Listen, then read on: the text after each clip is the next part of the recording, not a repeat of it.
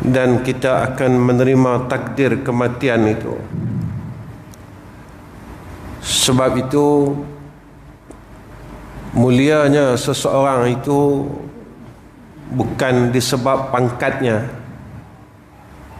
Mulianya seseorang itu bukan disebabkan dia dikenali ramai.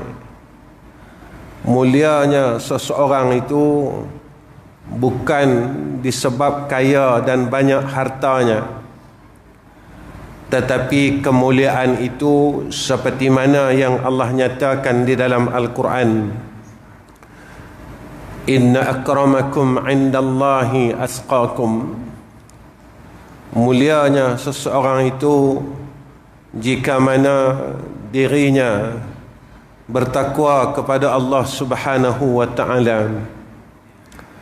Maka ulama menyatakan antara orang yang beroleh kemuliaan adalah orang yang beroleh hidayah daripada Allah Subhanahu wa ta'ala. Jika kita tidak mendapat hidayah daripada Allah Rabbul Jalal, bermakna kita dalam kehinaan.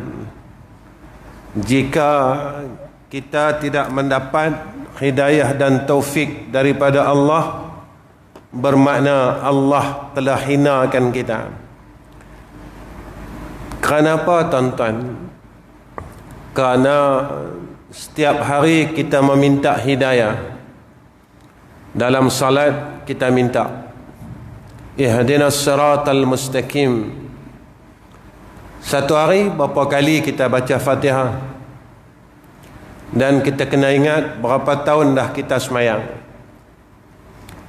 Dan dalam satu hari satu malam kita minta hidayah, iaitu pada salat subuh. Allahumma hadina fi man hadait ila al-akhir doa, sehinggalah pada akhir doa ini.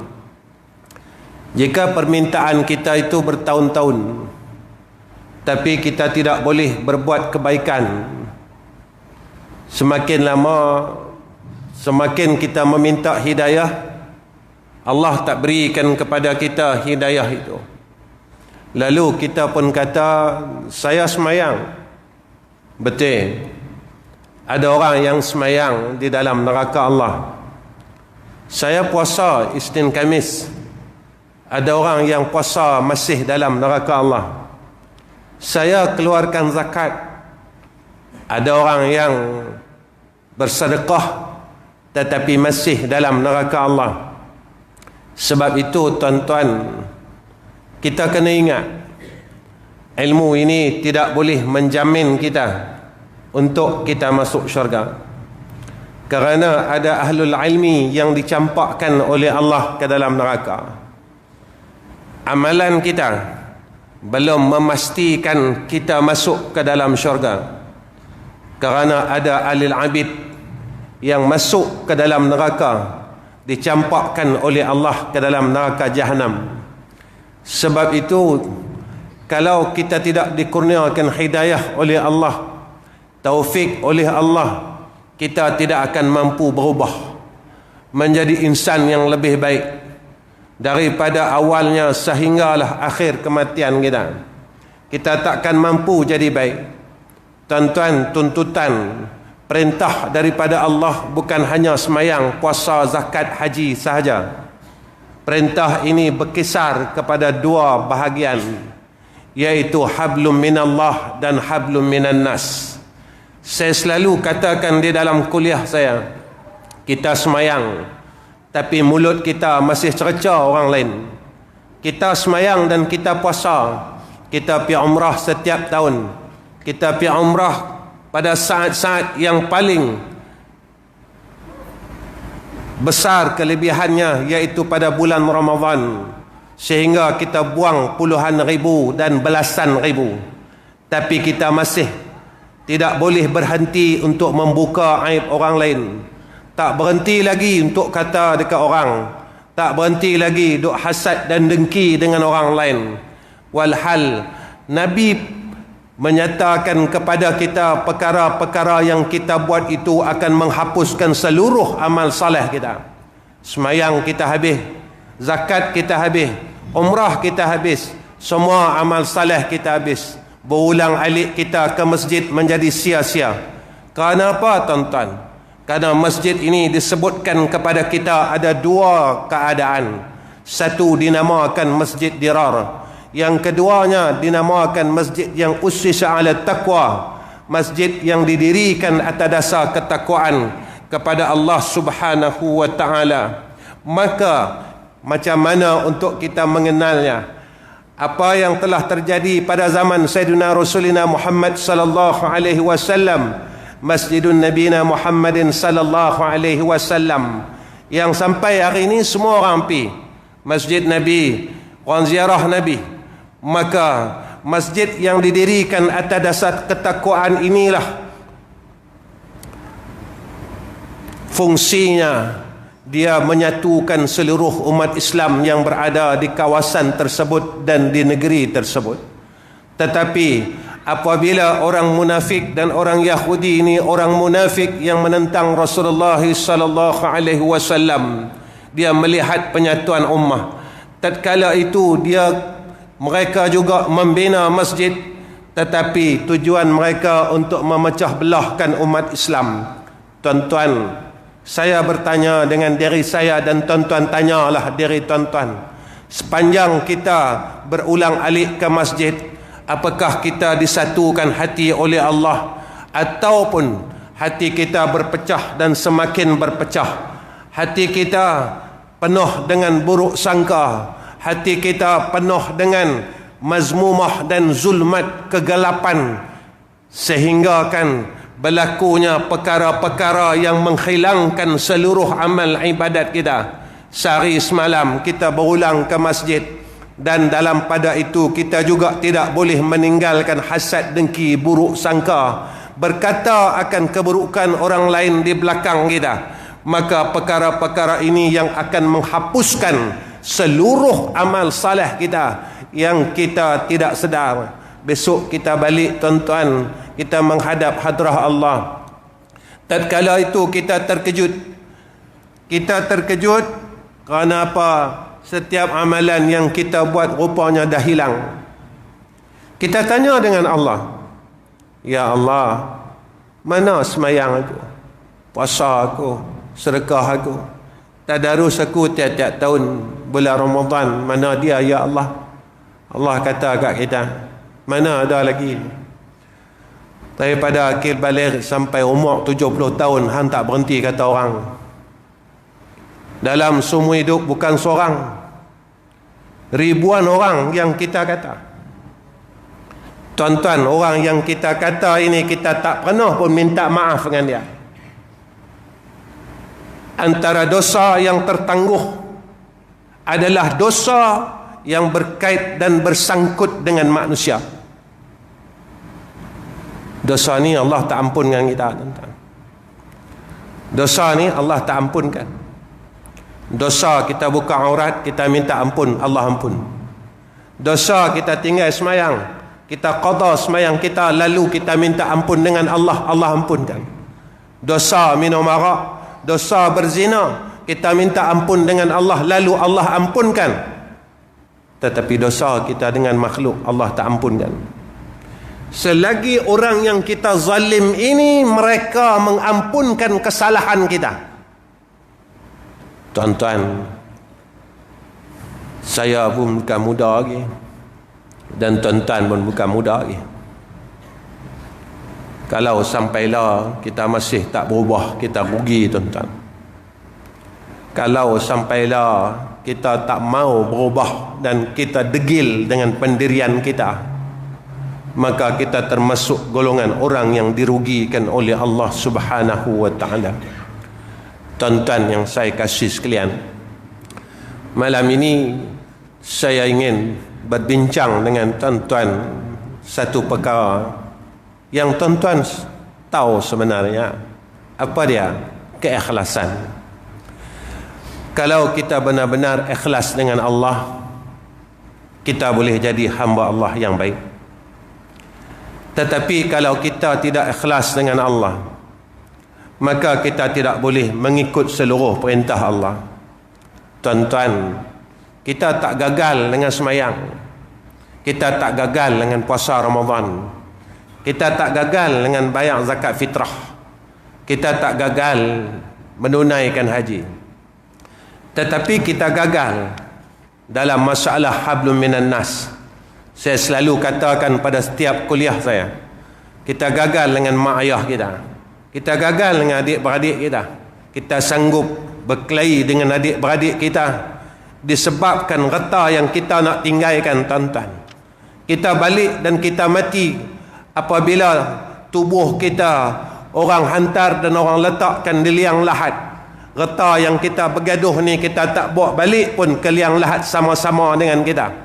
Reta tu kita akan tinggal. Kita bergaduh, kita berkelahi sehingga kita bermusuh dengan karabah kita yang satu darah dengan kita, satu mak dengan kita, satu pak dengan kita, dan kita tak berubah sampailah, sehingga akan kita sanggup memutuskan silaturrahim di antara kaum karabat kita, walaupun Allah kata dekat kita, rahim itu daripada sifatku.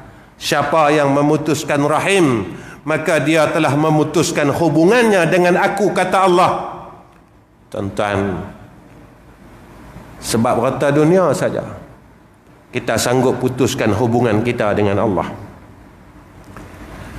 Sebab perkara dunia aja, tuan-tuan, kita sanggup putuskan hubungan kita dengan Allah. Tuan-tuan, satu hari Rasulullah bertanya kepada Jibril, sa'altu Jibril 'anil ikhlas ma huwa. Rasulullah bertanya kepada Jibril, ikhlas tu apa? Maka kata Jibril, sa'altu Rabbil Azzah 'anil ikhlas. Aku bertanya kepada Allah, apa tu ikhlas? Lalu kata Jibril alaihissalam, faqala, maka Allah bagi tahu, Allah kata apa? Sirrun min asrari auda'tuhu qalba man uhibba min ibadi. Maka ia menjawab firman-Nya, ikhlas itu ialah satu rahsia daripada rahsiaku yang aku letakkan akan dia dalam hati hamba-hambaku yang aku kasih. Tuan-tuan, kalau Allah sayang kita, Allah berikan kepada kita keikhlasan di dalam kita beragama, di dalam kita berakidah, kita benar-benar ikhlas dengan Allah, kita akan ikut seluruh perintah daripada Allah Subhanahu wa ta'ala. Tuan-tuan, apa dia ikhlas? Malam ini saya ambil beberapa perkataan ulama berkenaan dengan ikhlas, tuan-tuan. Pertama, pandangan daripada Imam Qushairi rahimahullahu ta'ala.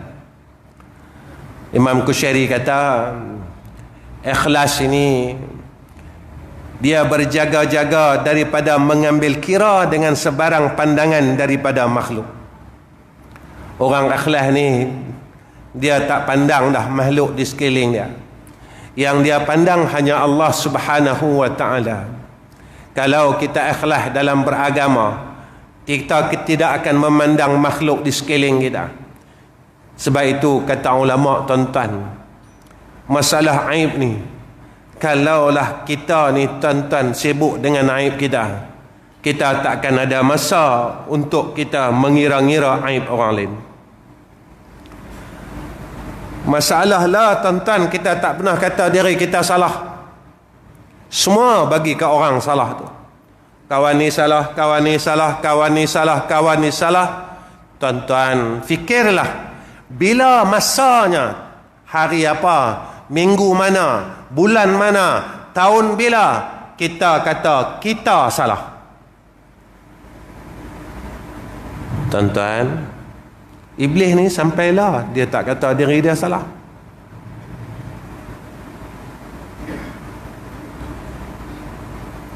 Allah tunjuk kat kita peristiwa ni supaya kita ikut, tuan-tuan.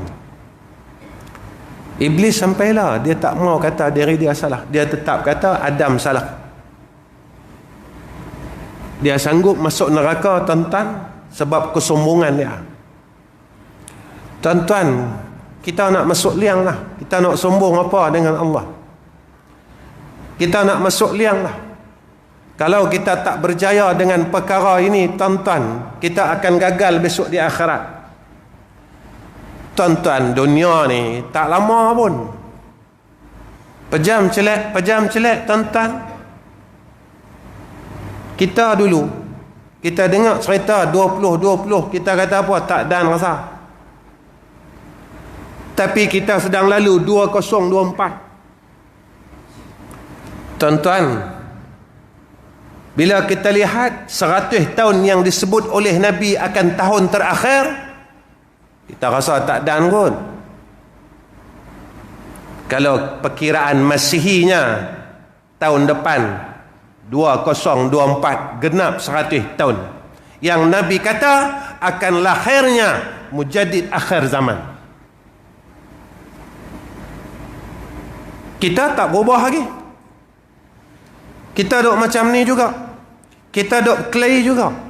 Kita duk buka aib orang juga. Kita duk sangka buruk juga. Kita duduk perkara yang sama, dan kita tidak boleh berubah menjadi hamba yang lebih baik pada sisi Allah Subhanahu wa taala. Tuan-tuan, masa ni sat dah. Pasal apa masa ni sat saja, tuan-tuan? Sebab kita duduk pada akhir zaman. Nabi kata hampir saja kiamah. Nabi kata setahun kita akan rasa macam sebulan. Sebulan Nabi kata macam seminggu. Seminggu Nabi kata macam sehari. Sehari Nabi kata macam percikan api. Saat kiamat ini telah hampir, Nabi kata. Tuan-tuan, Allah ni cukup sayang kat kita. Dia bagi tanda dulu sebelum Allah nak hancurkan bumi. Tapi hati kita keras, tuan-tuan. Kita ni ke bahasa kasar dia ketegang.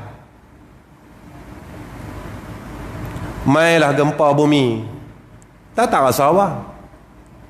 Tak duk kata ke orang ni. Mailah kerapnya gerhana, kita tak rasa apa. Nabi kata bila kerapnya berlaku gerhana itu tanda kiamat. Apabila berlakunya gempa bumi, yang tu tanda nak kiamat, tanda akhir zaman. Dan kita tak buat apa-apa. Kita tak mau berubah lebih baik daripada yang dulu. Kita tak mau jadi insan yang lebih baik. Kita tak mau tinggalkan kejahatan demi kejahatan yang pernah kita buat yang dulunya. Macam tu lah. Seolah-olah kita tak kata, tapi seolah-olah nak berlaku apa pun lantak pi ya. Janji aku ada duit, janji aku ada rumah, janji aku ada nama, janji aku ada pangkat. Tuan-tuan, semua yang kita ada kita tak buat balik pun. Semua yang kita ada tak guna pun. Bila kita duduk dalam kereta jenazah, satu benda pun tak guna atas diri kita. Sebab itu Nabi kata dekat kita, dan Nabi pesan kepada kita, bila mati anak Adam, putih segala amalan melainkan 3 perkara. Kita tengok diri kita, tuan-tuan. Hadis ni cukup hebat. Kenapa? Nabi letakkan 3 golongan di situ. Yang pertama, Nabi letak golongan orang yang ada harta. Nabi kata, apa orang yang ada harta ni dia akan buat? Sedekah jariah. Kita tanya diri kita, berapa banyak harta yang telah kita kembalikan kepada Allah? Tanya, tuan-tuan. Sebab Quran kata lagu tu, lan tanalul birra hatta tunfiquna mimma tuhibbun. Kita takkan dapat benar-benar rasa kemanisan kebaikan itu selagi kita tak boleh infakkan harta yang kita sayang. Lalu kita tanya diri kita, Ustaz cakap pasal infak ni sebab Ustaz nak buat kutipan kan? Bukan itu tujuan saya, tuan-tuan. Bukan itu tujuan saya. Kita kena tanya diri kita, kalau kita sayangkan dunia ni, bermakna kita akan susah di akhirat. Kedua, golongan orang yang ada ilmu, Nabi kata. Dan ilmu ini Nabi kata dia boleh menjadi syafaat dan dia boleh menjadi laknat atas orang yang ada ilmu. Tuan-tuan, kita tahu tak mengumpat tu haram? Tahu. Siapa duk buat sampai lah? Kita tahu tak berkelahi itu haram? Tahu. Pasal apa kita buat sampai lah? Kita tahu tak hasad dengki itu haram? Pasal apa kita buat sampai lah? Kita tahu tak buruk sangka itu berdosa? Pasal apa kita buat sampai lah? Tuan-tuan, kita ada ilmu. Apakah ilmu kita boleh selamatkan kita, ataupun ilmu yang ada pada kita akan laknat kita besok yaumul akhirah? Dah hadis, tuan-tuan, orang ada ilmu Allah tarik masuk dalam neraka dia. Tuan-tuan, ilmu ni belum pastikan kita jadi orang baik.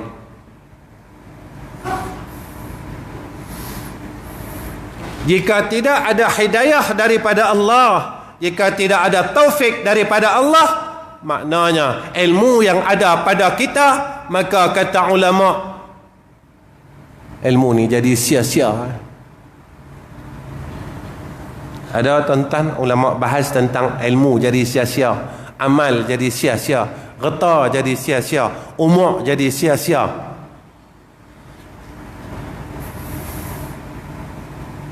Betul ke orang tahu dia boleh buat baik? Tuan-tuan, sampailah kita tahu semayang malam tu bagi. Pasal apa kita tak boleh bangun malam sampailah? Rupanya kita tidak ada hidayah dan taufik daripada Allah. Allah tak mau bagi kat kita. Pasal apa? Kerana dalam hati kita penuh dengan kesombongan dan kedegilan. Kita rasa dan kita dabik dada kita ahli syurga. Tuan-tuan, syurga mana yang akan menerima orang yang masih kata orang? Syurga mana yang akan menerima orang yang masih sombong dengan rahmat Allah? Syurga mana yang akan menerima orang yang masih berada dalam hasad dan dengki? Syurga mana yang akan menerima orang yang masih gila dan cinta kepada keduniaan? Syurga mana yang akan terima orang yang derhaka dengan mak dan ayahnya? Syurga mana yang akan terima orang yang memutuskan silaturahim dengan kakak, abang dan adik-beradiknya?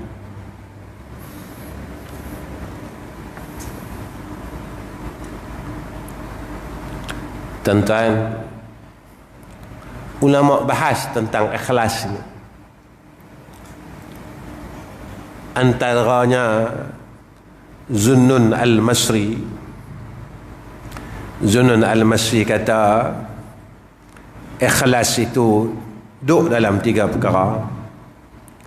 Yang pertama, wujudnya persamaan pujian dan celaan. Orang kata kat dia pun tak ada rasa apa, orang puji kat dia pun tak rasa apa. Kalau boleh sama puji dan cela, kita duduk situ, tuan-tuan. Kalau tak boleh ada persamaan di antara pujian dan celaan, hati kita masih tak selesai. Tuan-tuan, Allah tak tengok pun badan kita, tapi Allah ukur hati kita. Allah pandang hati kita. Ni ada hadis, tuan-tuan, innallaha la yanzuru ila suwarikum wala amwalukum walakinnallaha yanzuru ila qulubikum wa niyatikum. Allah tak tengok rupa kamu, tak tengok reta kamu, tapi Allah tengok hati dan niat kamu. Kalau kita tidak boleh menyelesaikan masalah mazmumah yang ada dalam hati kita, bermakna kita masih tidak berjaya untuk keluar daripada neraka Allah. Orang tanya, mazmumah ni wajib ke Ustaz? Buang, wajib. Sombong ni mazmumah tuan-tuan, riak ni mazmumah tuan-tuan, ujub ni mazmumah tuan-tuan, yang wajib kita buang. Pada hadis yang sahih, Nabi kata tidak akan diterima sekali-kali masuk syurga orang yang ada dalam hatinya sombong dan riak. Nabi kata,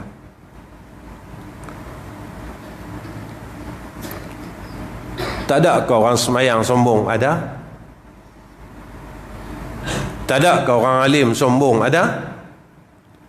Tak ada ke orang yang banyak amalan dia sombong? Ada. Tuan-tuan, masa kita miskin dulu, kita tak pernah miskin orang. Tapi bila kita ada duit sikit, kita mula miskinkan orang. Masa kita bodoh dulu, kita tak pernah bodohkan orang. Tapi masa Allah bagi kita sedikit daripada ilmu, kita mula bodohkan orang. Masa kita tak tahu dulu, kita tak tahu kesalahan orang. Ketika Allah berikan sedikit kepada kita, sedikit pengetahuan, kita mula nak cari salah orang. Kawan ni salah, kawan ni salah, dan kawan ni salah. Bila kita mengatakan aku salah, kita sendiri dalam kesalahan yang Allah sendiri tidak ampunkan dosa kita. Pertama. Kedua, kata Zunun Al-Masri, ikhlas itu mereka ini lupa melihat amal dalam amal. Dia tak tengok pun, dia tak nampak pun kebaikan yang dia buat. Pasal apa tuan-tuan? Kita ni kalau tengok amal kita malu tuan-tuan. Kita amal tak seberapa pun. Semayang kita tak ada tara mana pun. 2 rakaat tu pun culah tuan-tuan. Qabliyah ba'diyah tu pun kita tak boleh istiqamah kan. Kita nak kata kita ahli syurga.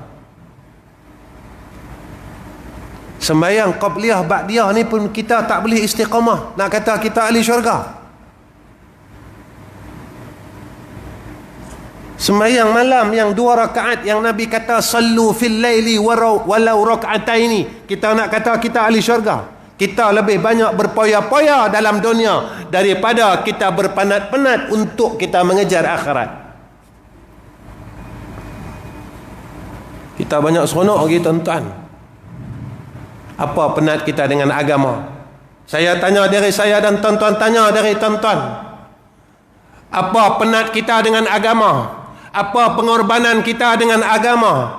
Apa kelelahan kita dengan agama? Kita tak penat pun dengan agama ni tuan-tuan.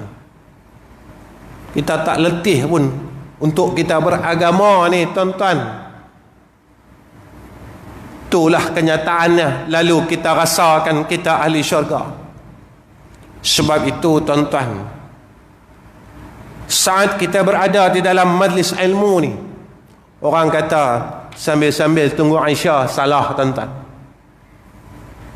Sebab itu saya bawakan hadis, innallaha la yanzuru ila suwarikum wala amwalikum walakinnallaha yanzuru ila qulubikum wa niyatikum. Tatkala niat kita menunggu salat, maka kita tidak akan dapat apa yang dijanjikan oleh Allah dan Rasul. Tuan-tuan, kalau mengaji 20 tahun, takkan tak boleh jadi baik tuan-tuan. Kalau 20 tahun dah duduk dalam mengaji ni, takkan tak boleh jadi baik. Tak munasabah tuan-tuan. 20 tahun duduk berulang pergi majlis ilmu, takkanlah tak boleh jadi baik lagi. Tak munasabah tuan-tuan. Tuan-tuan, Nabi janji kat kita, orang yang duduk dalam majlis ilmu, Nabi kata apa? 1, orang ni boleh rahmat. 2, orang ni boleh keampunan. Nabi kata Allah ampunkan dosa kita. Kita dosa banyak tuan-tuan. Dosa kita banyak. Lepas itu Nabi kata, kalau kita nak tahu yang kita ni orang baik, Nabi kata, Tanya 3 golongan. Yang pertama anak, yang kedua isteri, yang ketiga jiran. Kalau anak kita kata kita ni ayah yang baik, bermakna peluang kita masuk syurga cerah. Kedua, isteri kita.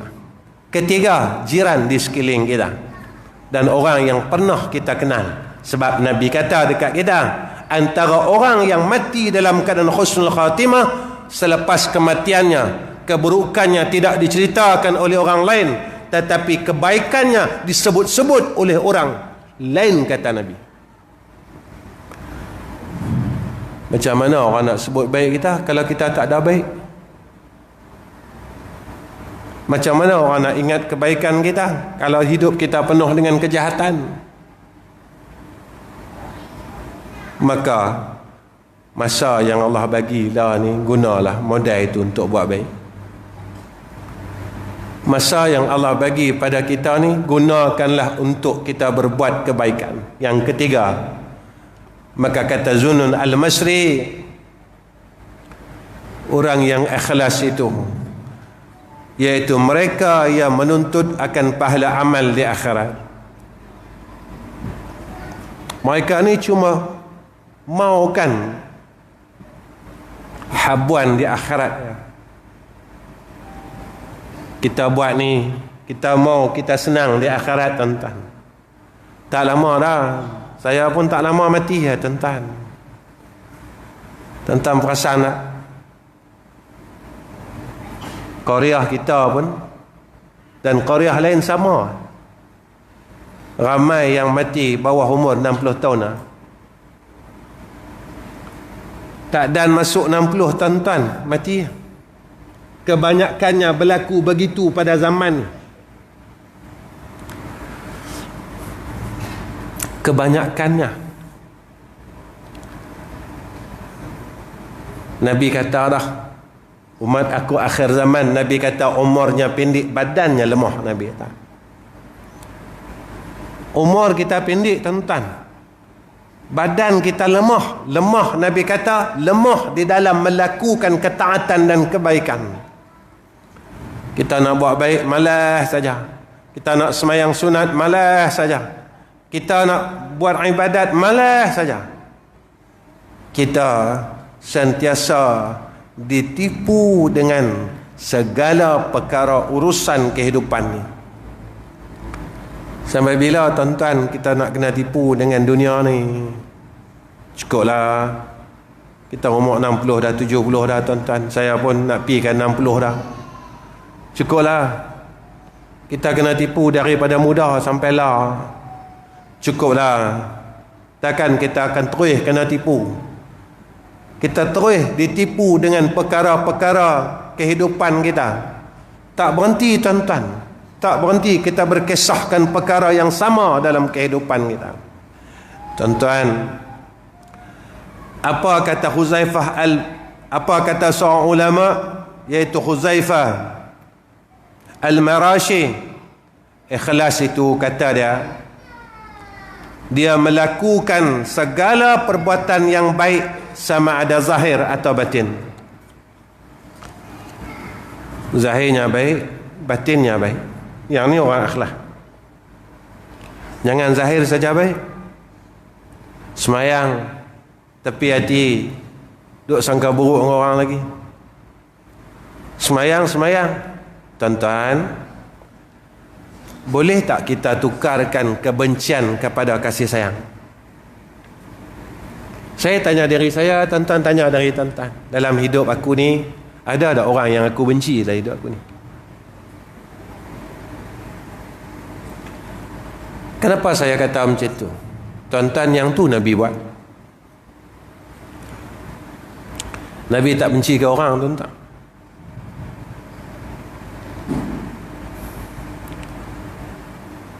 Orang yang buat zalim dengan Nabi pun Nabi tak benci, tuan-tuan. Baca sejarah Futuhul Makkiyah. Pembukaan kota Mekah dengan kemaafan. Tuan-tuan, tengok dalam Al-Quran, di antara sifat ahli syurga dan tanda orang yang bertakwa, kata Allah, Mereka yang memaafkan akan seluruh kesalahan manusia yang telah melakukan kezaliman atasnya. Boleh tak tuan-tuan kita maafkan semua salah orang? Ustaz, tak boleh Ustaz. Kalau tak boleh, Allah kata ahli syurga itu mereka memaafkan kesalahan orang lain. Kalau kita mau masuk syurga, maafkan kesalahan orang. Kenapa Ustaz minta kami macam tu? Tuan-tuan, dalam hidup kita bukan saja orang buat salah dengan kita, tetapi kita juga pernah buat salah dengan orang. Kenapa kita perlu memaafkan kesalahan orang lain? Saat kita mula belajar untuk memaafkan orang lain, mudah-mudahan orang yang pernah kita buat salah dulu, mereka juga membuat perkara yang sama. Mereka memaafkan seluruh kesalahan kita. Sebab orang yang kita buat salah dulu kita tak jumpa lah tuan-tuan. Orang yang pernah kita buat silap dulu kita tak jumpa lah. Orang yang pernah kita buat naya dulu kita tak jumpa tuan-tuan. Dengan kita memaafkan kesalahan orang lain, mudah-mudahan orang lain juga memaafkan kesalahan kita. Tuan-tuan yang dirahmati oleh Allah Subhanahu wa taala,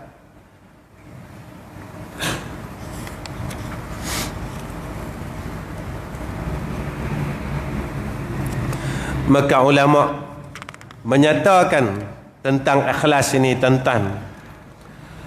Antaranya yang disebutkan kepada kita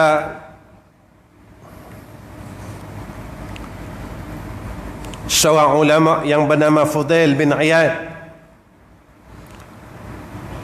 Orang yang ikhlas itu, kata dia, orang yang terselamat daripada sifat ujub dan sifat riya. Tuan-tuan, ujub ni apa? Mudah. Saya pun tak lama tuan-tuan, sekejap lagi saya berhenti. Ujub ni tuan-tuan nak faham senang. Kita rasa kita ni bagus, mudah nak faham. Kita tak payah bawa ta'rif kitab, susah faham. Nak bagi mudah faham, kita rasa kita bagus. Riak ni mudah nak faham, buat apa semua nak tunjuk ke orang. Takkah hidup kita macam tu? Pi masjid tunjuk ke orang, pi mengaji tunjuk ke orang, tawaf di Baitillahil Haram tunjuk ke orang, ziarah makam Nabi tunjuk ke orang. Tuan-tuan buat apa ni? Tunjuk ke orang kita boleh apa? Pi masjid tunjuk ke orang kita dapat apa? Pi mengaji tunjuk ke orang kita dapat apa? Pi umrah tunjuk dengan orang kita dapat apa? Dan kita tak mau berubah pun. Dan Nabi kata amalan orang yang riak ini ditolak oleh Allah 100%. Tu yang kita buat. Sedekah pergi rumah anak yatim tunjuk ke orang.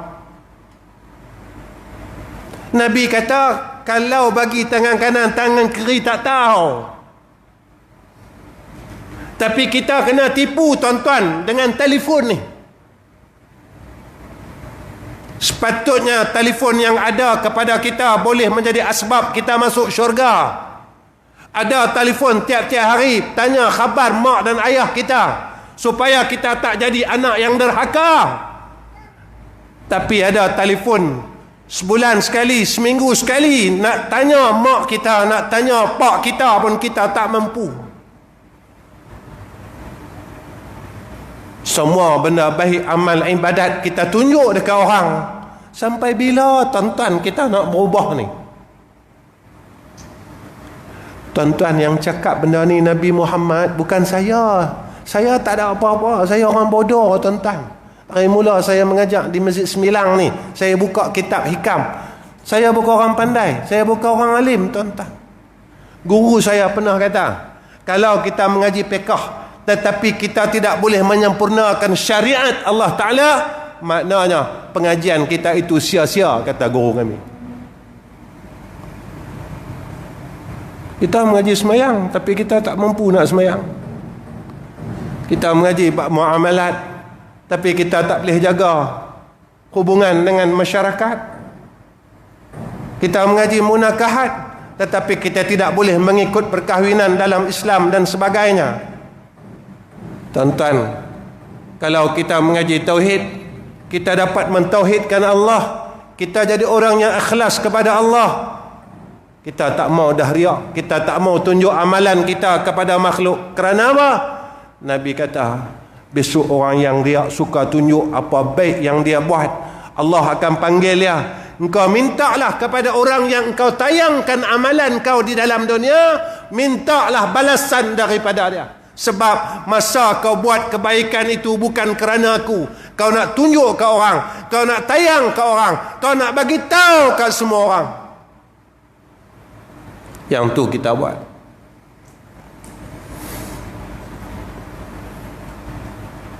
Yang tu kita buat. Yang tu yang kita buat dari dulu sampailah. Kedua, kita masih rasa kita baik lagi, tuan-tuan. Tuan-tuan, iblis ni Allah halau dia daripada syurga sebab dia rasa dia baik.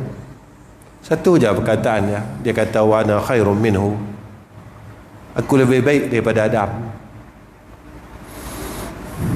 Dalam hidup kita, berapa kali kita rasa kita lebih baik pada orang lain. Akulah pandai pada orang, akulah elok pada orang, akulah bagus pada orang, akulah semua aku, kat orang semua tak elok, kat aku saja elok. Bila masa kita kata kita bodoh?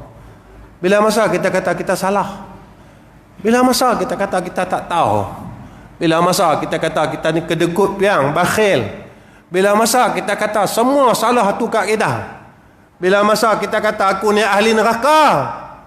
Kita masih rasa yang kita ni ahli syurga, tetapi amalan-amalan ahli neraka kita tak boleh tinggalkan. Kita rasa kita ahli syurga, tapi amalan ahli neraka kita tak boleh tinggal, tuan-tuan. Tuan-tuan, Allah tak minta banyak dengan kita. Allah minta kita jadi orang baik ya. Allah minta kita jadi orang baik ya. Allah tak minta banyak pun dengan kita. Dia tak minta banyak, tuan-tuan. Dengan kita ni tak minta banyak pun. Aku mau orang jadi orang baik ya. Tuan-tuan, susah ke jadi orang baik?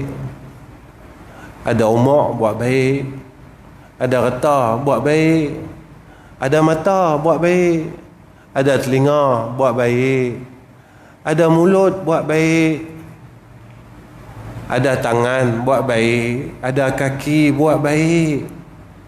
Cukuplah. Yang tu saja Allah minta dekat kita. Yang Allah minta dekat kita, tuan-tuan, macam mana yang Nabi minta doa kepada Allah. Allahumma a'inni ala zikrika wa syukrika wa husni ibadatik. Nabi minta tolong 3 benda, tuan-tuan. Dengar macam tak ada apa kan? Habis saya cerita bab 3 ni, saya berhenti.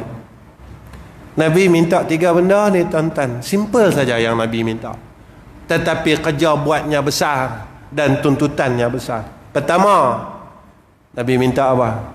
Allahumma a'inni ala zikrika. Ya Allah, tolong aku supaya aku boleh ingat akan Engkau. Ketika kita lupa Allah, masa itulah kita rasa kita ni ujub. Kita tak sedar diri. Ketika kita lupa akan Allah, masa itulah kita riak, tuan-tuan. Kita terlupa yang boleh bagi balasan kebaikan ni hanya Allah, bukan orang di sekeliling kita. Orang yang ada di sekeliling kita, mereka tak boleh tolong kita besok dekat sana, tuan-tuan. Yang kita buatkan orang ni, mereka semua akan tinggalkan kita satu hari nanti. Yang kita buatkan orang, mau orang puji kita, mau orang tengok kita, semua orang-orang ni akan tinggalkan kita.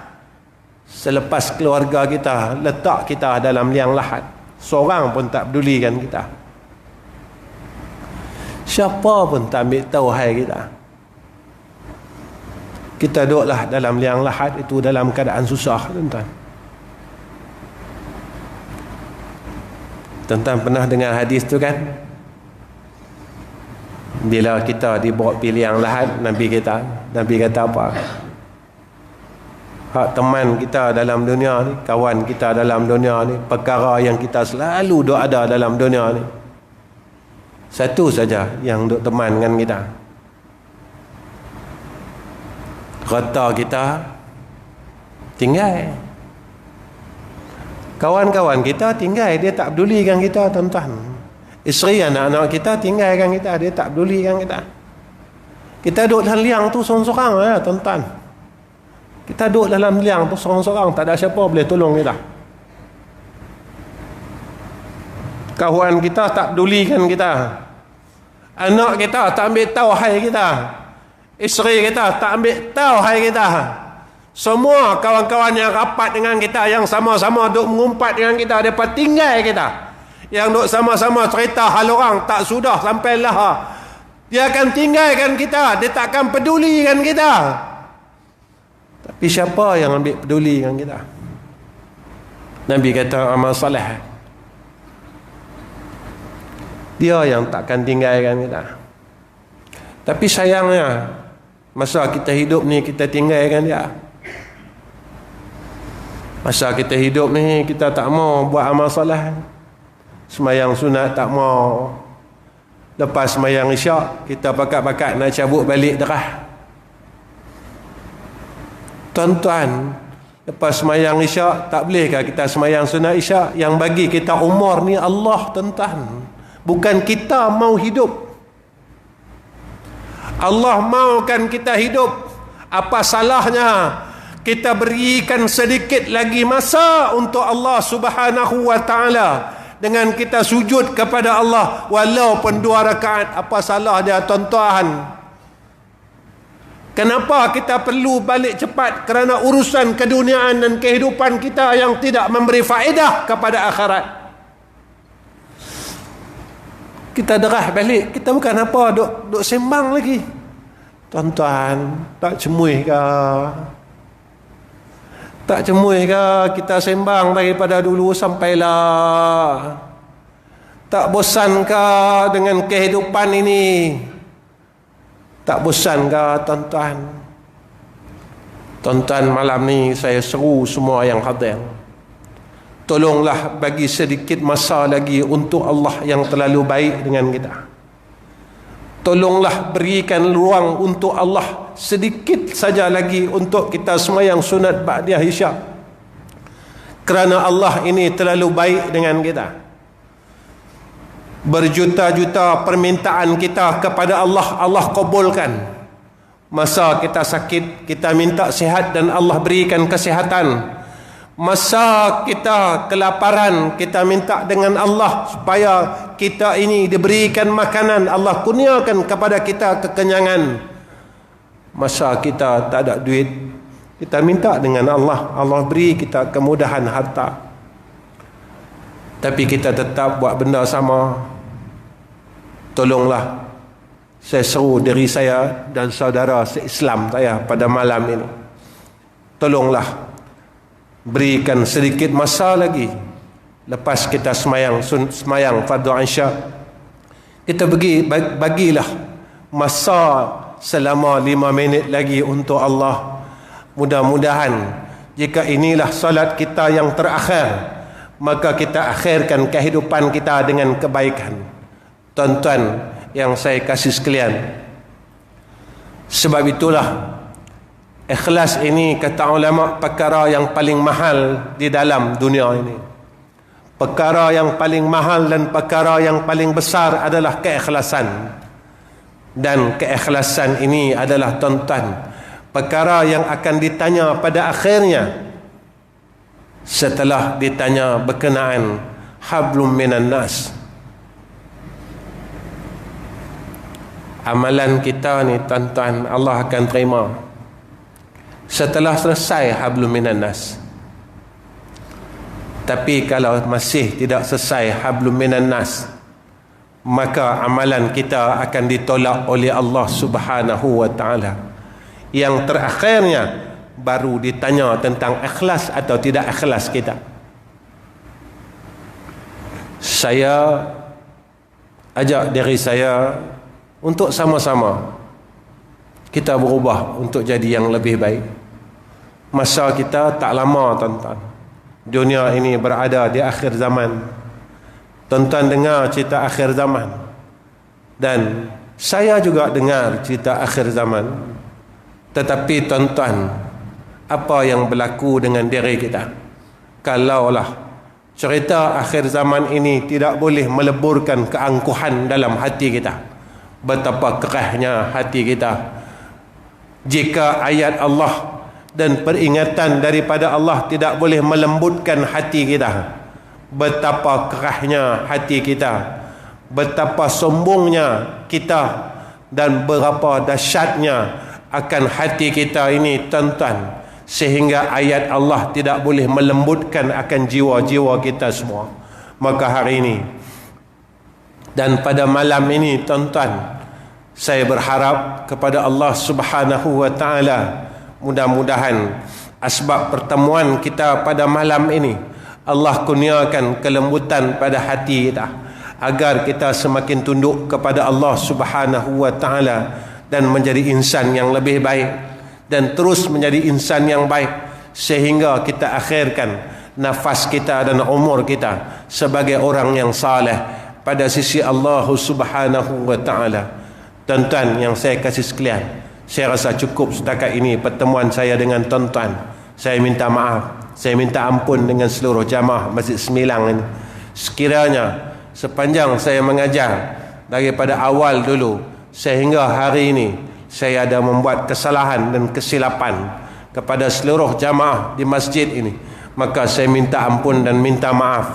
Mudah-mudahan Allah mengampunkan dosa saya dan saya balik dalam keadaan saya diterima oleh Allah Subhanahu wa taala pada sisi Allah Subhanahu wa taala. Tuan-tuan yang saya kasih sekalian, pada akhirnya tuan-tuan tolong doakan saya dan juga keluarga saya agar kami boleh menjadi orang yang saleh dan baik pada sisi Allah Subhanahu wa taala. Yang terakhir, seperti mana yang disebut oleh Ustaz Anas, bahawa kami sekarang ini sedang membina masjid, tuan-tuan, di satu madrasah kami yang baru saya terima lebih kurang dalam setahun, wakaf daripada hamba Allah di Kuala Terengganu.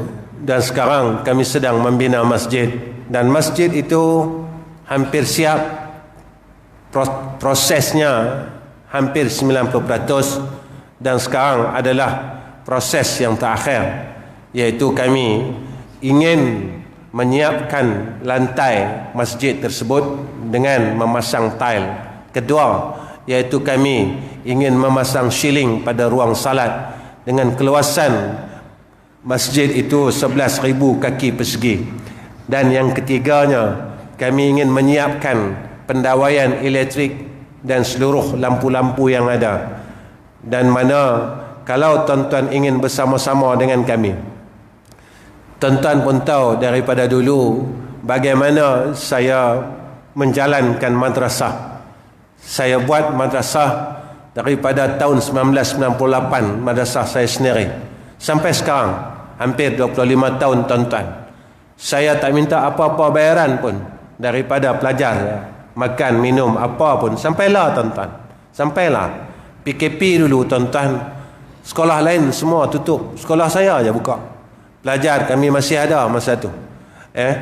Sekolah saja ya, sekolah saya yang tak tutup. Saya rasa dalam Malaysia saya seorang je kot yang tak tutup, yang masih ada pelajar masa PKP tu, setahun lebih. Alhamdulillah, tuan-tuan, alhamdulillah, syukur dengan Allah. Sekolah yang saya teruskan daripada almarhum orang tua saya, iaitu Ustaz Ghazali bin Hasmullah, tahun ini dah 41 tahun dah. Itu yang kami buat. Kenapa saya buat macam tu? Sebab saya nak tolong orang. Kenapa saya nak tolong orang? Satu ya, saya nak masuk syurga. Yang tu ya, saya nak masuk syurga dengan jalan Dan masjid yang kami buat di Kuala Terengganu itu tuan-tuan, manhaj yang sama. Saya nak tolong orang. Besok bila siap masjid tu, kita akan buat asrama dan kita akan terima pelajar tuan-tuan. Sama konsepnya. Saya tak minta apa-apa bayaran untuk mereka belajar, tapi saya harap orang yang bersama-sama dengan kami sanggup untuk jadi orang yang baik. Kalau kita dulu suka bergaduh, kita tukarlah kepada kita saling sayang menyayangi antara satu sama lain. Kita ni alim dah tuan-tuan, kita ilmu dah banyak dah tuan-tuan, tapi kita tak boleh selesaikan masalah ini bertahun-tahun. Kita tak boleh sayang orang, kita tak boleh berhenti benci orang, kita tak boleh berhenti nak kata orang, tapi kita tahu perkara itu salah pada sisi Allah Subhanahu wa ta'ala. Bermakna ilmu yang ada pada kita tak berguna satu pun untuk kita menjadi hamba orang yang baik, kerana dia tidak boleh menjadi alat kepada kita untuk pimpin kita menuju ke arah jannah Allah Subhanahu wa ta'ala.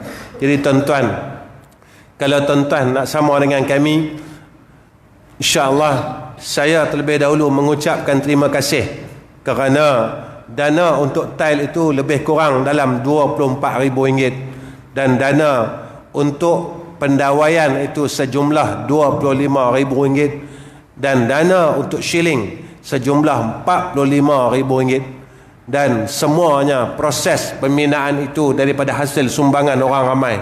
Dan mudah-mudahan apa yang kami hajatkan mudah-mudahan akan dikabulkan oleh Allah Subhanahu wa ta'ala. Saya tidak berharap banyak daripada tuan-tuan, tetapi saya berharapkan doa demi doa daripada semua orang yang berada pada malam ini dan yang mendengar akan kuliah kita pada malam ini dapat mendoakan kami. Mudah-mudahan dengan doa itu menjadi syafaat atas kami semua dan beroleh rahmah daripada Allah Subhanahu wa ta'ala. Wa akhirul kalam, assalamualaikum warahmatullahi wabarakatuh. Bismillahirrahmanirrahim. Alhamdulillahi rabbil alamin, wassalatu wassalamu ala asyrafil anbiya wal mursalin wa ala alihi wa sahbihi ajma'in. Allahumma ya arhamar rahimin, kami mohon dan kami berharap, tolonglah pimpin hati kami, lisan kami dan seluruh amalan kami ke jalan-Mu yang lurus ya Allah. Ya Allah, jika kami jatuh di dalam kesesatan, maka tolonglah bimbing kami ya Zal Jalali wal Ikram. Ya Allah, kami mohon rahmah demi rahmah daripada Engkau ya Allah, keredaan demi keredaan daripada-Mu ya Zal Jalali wal Ikram. Dan tolong jadikan kami, isteri kami dan anak-anak kami daripada kalangan orang-orang yang saleh. Mudah-mudahan kami dapat mati dalam keadaan husnul khatimah. Wassallallahu ala sayyidina Muhammad wa ala alihi wa sahbihi wa baraka wa sallam. Walhamdulillahi rabbil alamin.